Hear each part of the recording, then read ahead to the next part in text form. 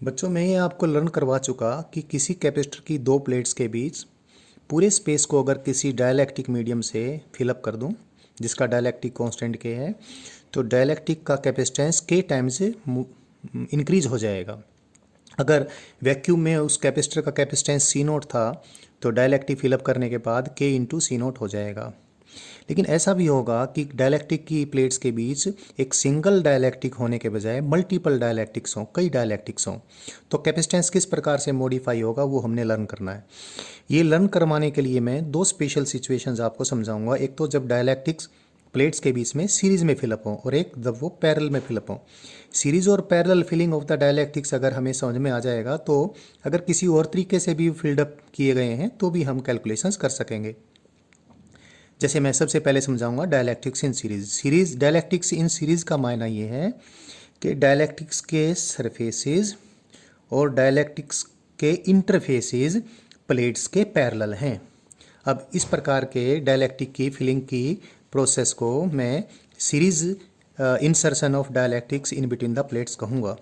तो जैसे मैंने एग्जांपल लिया है समझाने के लिए, एक पैरेलल प्लेट कैपेसिटर कंसीडर की। उस पैरेलल प्लेट कैपेसिटर पे मैंने कैपेसिटर की प्लेट्स के बीच जो डिस्टेंस डी है, इस डिस्टेंस डी में मैंने दो डायलैक्ट्रिक्स फिलअप कर दिए। एक डायलैक्ट्रिक स्लैब की थिकनेस x1 है, एक दूसरे डायलैक्ट्रिक स्लैब की थिकनेस x2 है। x1 plus x2 is the distance between the two plates. Plate area A है। तो मुझे अब इस डायलैक्ट्रिक जो डायलैक्ट्रिक्स का जो सीरीज कम्बिनेशन प्लेट्स के बीच में है, इसके बाद इस कैपेसिटर की कैपेसिटेंस कितनी हो जाएगी ये मैंने आपको समझाना है।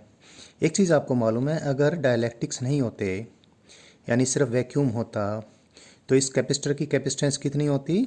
ये होती a into epsilon not divide by d. अब मैंने इस कैपेसिटर की कैपेसिटेंस निकालने के लिए मैं क्या यूज़ करूँगा? डेफिनेशन यूज़ करूँगा। जितना चार्ज स्टोर्ड है, कितना चार्ज स्टोर्ड है? क्यू।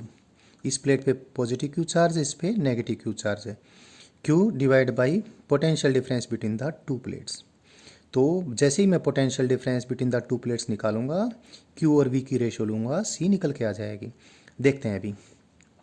अगर वैक्यूम होता तो यहाँ पर फील्ड ई नोट होती, लेकिन वैक्यूम नहीं है, यहाँ पर डायलैक्ट्रिक है जिसका डायलैक्ट्रिक कांस्टेंट K1 है। तो इसमें जो इलेक्ट्रिक फील्ड होगी इस पहली स्लैब के अंदर, इस इलेक्ट्रिक फील्ड को मैं अगर E1 लिखूँगा तो E1 की वैल्यू कितनी होगी? अगर वैक्यूम होता तो ई नोट होती, ई नोट डिवाइड बाई K1। और इस डायलैक्ट्रिक के अंदर अगर इलेक्ट्रिक फील्ड की वैल्यू मैं E2 लिखूँ तो E2 की मैग्नीट्यूड कितनी होगी? E2 की मैग्नीट्यूड होगी वैक्यूम में जितनी इलेक्ट्रिक फील्ड होनी थी डिवाइड बाई K2। अब इस डायलैक्ट्रिक के अंदर भी इलेक्ट्रिक फील्ड यूनिफॉर्म है, इसके अंदर भी यूनिफॉर्म है। तो potential difference between the negative and positive plates of the dielectric is, electric field का नेगेटिव लाइन इंटीग्रल लूँ मैं नेगेटिव प्लेट से लेकर पॉजिटिव प्लेट तक, negative line integral of electric field, I am sorry, line integral long close loop नहीं है ये, from negative plate to positive plate. इस लाइन इंटीग्रल के दो हिस्से कर लेता हूँ। एक तो मैं नेगेटिव प्लेट से इस इंटरफेस तक आऊँ, इलेक्ट्रिक फील्ड है E2, इलेक्ट्रिक फील्ड के अपोजिट गए तो कितना पोटेंशियल चेंज हुआ? E2 into x2। फिर यहाँ से यहाँ तक जाऊँगा, अगेन इलेक्ट्रिक फील्ड के अपोजिट गया, इलेक्ट्रिक फील्ड है E1, कितना पोटेंशियल चेंज होगा? E1 into x1। So the potential difference between the two plates और the potential of the capacitor comes out to be this। E2 की value put कर देता हूँ। E2 कितना है भाई? E2 है E note divide by K1, E note divide by K2 sorry, into x2। और E1 है E note divide by K1। और ये ऐसे हो गया। तो V की वैल्यू कितनी आ गई? V की वैल्यू आ गई E note x2 divide by K2 plus x1 divide by K1।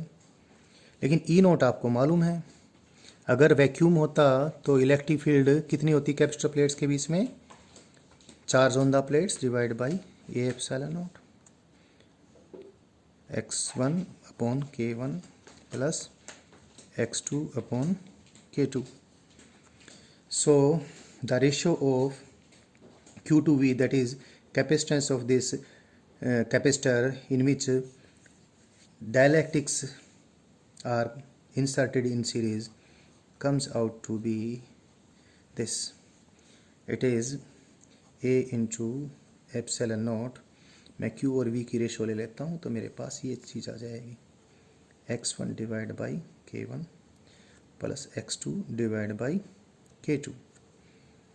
और अगर बहुत सारी ऐसी मेरे पास डायलैक्टिक स्लैब सीरीज़ में इंसर्टेड होती तो मैं इसको जनरलाइज करके ऐसे भी लिख सकता था। अगर 3 होती या 4 होती तो ऐसे भी लिख देता A epsilon not divide by x1 divide by k1 plus x2 divide by k2 plus x3 divide by k3 like that. So अगर डायलैक्टिक की प्लेट्स के बीच कैपेसिटर की प्लेट्स के बीच डायलैक्टिक्स सीरीज़ में फिलअप होंगे तो जो डायलैक्टिक के इंसर्शन के कारण कैपेसिटेंस मॉडिफाई होगा तो मॉडिफाइड कैपेसिटेंस की वैल्यू ये होगी। इसको हम जब कैलकुलेट किए हैं तो कैलकुलेशन करने में हमने potential difference between two plates calculate किया है और negative of the line integral of active field from negative plate to positive plate करके ही कैलकुलेशन की है।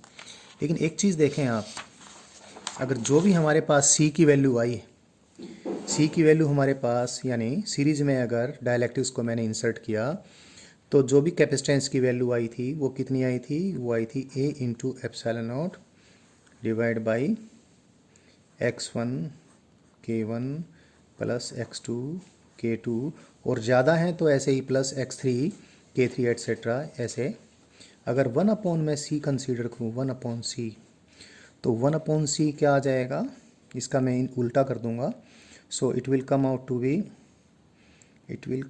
To be x1 divide by A epsilon not k1 plus x2 divide by A epsilon not k2 etcetera. अब एक एक करके मैं इन चीज़ों को आपको दिखाऊं। अगर मेरे पास एक कैपेसिटर होता जिस कैपेसिटर के बीच के प्लेट्स के बीच में x1 थिकनेस का कोई डायलैक्टिक होता और जिसका डायलैक्टिक कांस्टेंट k1 होता तो इसके कैपेसिटेंस की वैल्यू का इन्वर्स कितना होता, इसका कैपेसिटेंस तो होता कितना k1 into A epsilon not divide by x1। तो इसके कैपेसिटेंस का इन्वर्स कितना होता, ये 1/C1 कितना होता x1 divide by k1 A epsilon not. इसी प्रकार से अगर कोई मेरे पास कैपेसिटर होता और उस कैपेसिटर के बीच कोई k2 डायलैक्टिक कांस्टेंट का डायलैक्टिक होता जिसकी थिकनेस x2 होती और प्लेट एरिया A होता तो इसका कैपेसिटेंस कितना होता, इसका कैपेसिटेंस होता k2 into A epsilon not divide by x2 और इसका 1/, कैपेसिटेंस कितना होता x2 divide by k2 A epsilon not. तो मैं इन चीज़ों को अगर देखता हूँ और किसी कैपेसिटर के बीच डायलैक्ट्रिक्स का सीरीज़ इंसर्शन देखता हूँ तो याद करने के लिए एक शॉर्टकट हम बना सकते हैं कि अगर कैपेसिटर की प्लेट्स के बीच सीरीज़ में बहुत सारे डायलैक्ट्रिक्स इंसर्ट कर दिए हों तो इक्विवेलेंट कैपेसिटेंस का और बेटर दो मॉडिफाइड कैपेसिटेंस होगा उसका इन्वर्स इज़ इक्वल टू, ऐसा हम कंसीडर करें जैसे प्रत्येक डायलैक्ट्रिक स्लैब के बाद कोई मेटल की प्लेट आ गई और डिफरेंट कैपेसिटर्स सीरीज़ में हो गए तो ये इस प्रकार से बन जाएगा। ध्यान रहे मैंने जो बात बोली है उसको ठीक से बता दूं। हुआ ये था कि 2 प्लेट्स थी और उनके बीच 2 या 3 जितने भी डायलैक्ट्रिक फिलअप कर दिए। एक डायलैक्ट्रिक का डायलैक्ट्रिक कांस्टेंट k1 है, दूसरे का डायलैक्ट्रिक कांस्टेंट k2 है। इस k1 डायलैक्ट्रिक कांस्टेंट की स्लैब की थिकनेस x1 है, इसकी थिकनेस x2 है। तो जो कैपेसिटेंस आया था हमने पूरे डेफिनेशन का इस्तेमाल करके देखा तो जो भी इसका कैपेसिटेंस आया था उसका इन्वर्स कितना आया था, उसका इन्वर्स ये आया था इस प्रकार से।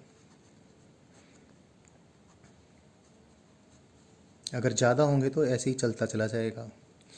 लेकिन ये बिल्कुल वैसे ही है जैसे यहाँ पर डायलैक्ट्रिक्स का जहाँ इंटरफेस है वहाँ आपने कोई मेटल की प्लेट रख दी, और मेटल की प्लेट रख दी तो दो कैपेसिटर्स सीरीज में हो जाएंगे, और सीरीज में होने से कंबाइंड कैपेसिटेंस कितना होगा, कंबाइंड कैपेसिटेंस होगा 1/c, यानी कंबाइंड कैपेसिटेंस का इनवर्स कितना होगा 1/c1 plus 1/c2, where c1 will be the capacitance of this capacitor if it is a capacitor, यानी बीच में कोई फॉयल होती, and c2 is the capacitance of this capacitor अगर यहाँ पर बीच में कोई मेटल की प्लेट होती तो।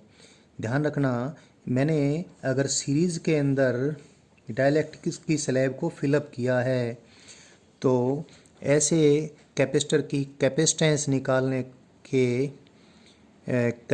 निकालने के लिए आसान तरीके से याद रखने के लिए मैंने ये कह दिया कि ये इस प्रकार बिहेव करेगा जैसे कि बहुत सारे कैपेसिटर सीरीज़ में हो गए हों। हालांकि ऐसा कोई सीरीज़ कम्बिनेशन ऑफ कैपेसिटर्स है नहीं, यहाँ पर कोई मेटल की प्लेट है नहीं, लेकिन जब हमने कंप्लीट रूल को फॉलो किया और पोटेंशियल डिफरेंस निकाला और उसके बाद मैंने Q और V की रेशो ली, तो जो भी हमारे पास कैपेसिटेंस की वैल्यू आई, उस कैपेसिटेंस की वैल्यू को जब हमने लिख के देखा तो ऐसा लगा जैसे सीरीज़ कम्बिनेशन ऑफ कैपेसिटर्स हो गया हो।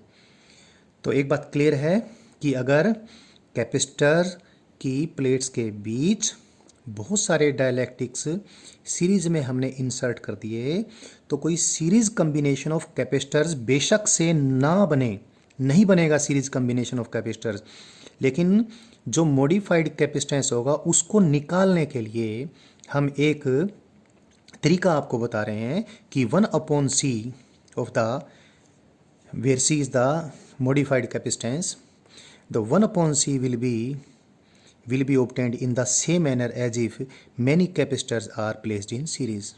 तो सिर्फ ये बात आपने ध्यान रखनी है। तो अगर कैपेसिटर की प्लेट्स के बीच में हम सीरीज़ में डाइलेक्ट्रिक्स इंसर्ट करते हैं तो कैपेसिटेंस कैसे निकालेंगे ये मैंने आपको बता दिया है।